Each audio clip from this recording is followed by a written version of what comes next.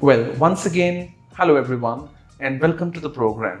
In today's session, I would like to give you details about the marking of IELTS. So here we are to explain you in detail how all the 4 modules of IELTS are being evaluated and how they're being scrutinized and the marking is being done for reading, writing, listening and speaking. So let me start with the writing module first. In the writing, obviously, in case if you make more than 5 grammatical errors, you might lose 1 band. With 2 errors, with 10 errors, you might lose, say, 2 bands, and that just goes on. So that is why there are 2 strong parameters. Number 1, strong grammar, and next is vocabulary. So you have to equally emphasize to make sure that you definitely get a great score. So try and make an endeavor to minimize your errors and maximize your score.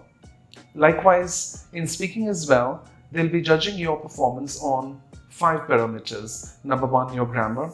Number 2, lexical flow, that's vocabulary. Number 3, indeed, it is pronunciation and accent. Number 4, your body language and facial expressions. And number 5, there has to be very appropriate beginning and closing to the speaking rounds. Now, as I mentioned earlier, that in speaking also, in case if you make more than 5 grammatical mistakes, you might lose 1 band, and with 10 errors, you might lose, say, 2 bands. So make sure that you need to attain perfection by working really hard, attending to all my sessions regularly, and making sure that you listen to all the recordings and practice to perfection to attain the best bands. Coming down to the listening and reading modules, let me start first with listening. So listening, indeed, if you want a good score of, say, 8 bands, you need to score minimum 35 out of 40.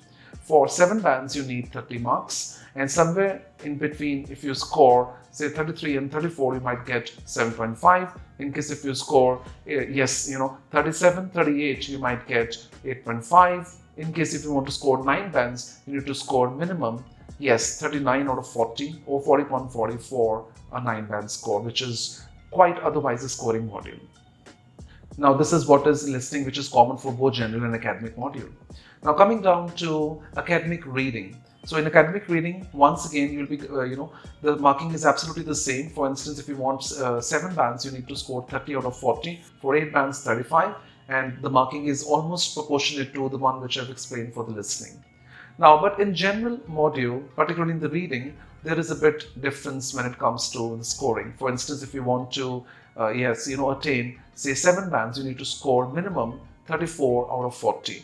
For 8 bands in general module in reading, if you want to score, you need to make sure that you attain minimum 36 to 37 marks for 8 bands. And if you score 39 to 40, you might be able to score 9 bands in the reading.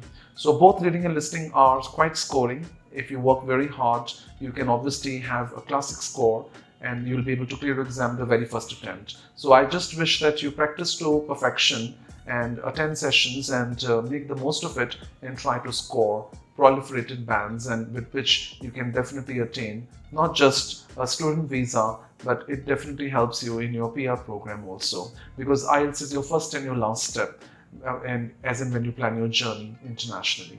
So I just wish that you all practice as much as possible and make a massive difference to your life and career. Thank you so much. Have a very, very great time, all of you. Thank you.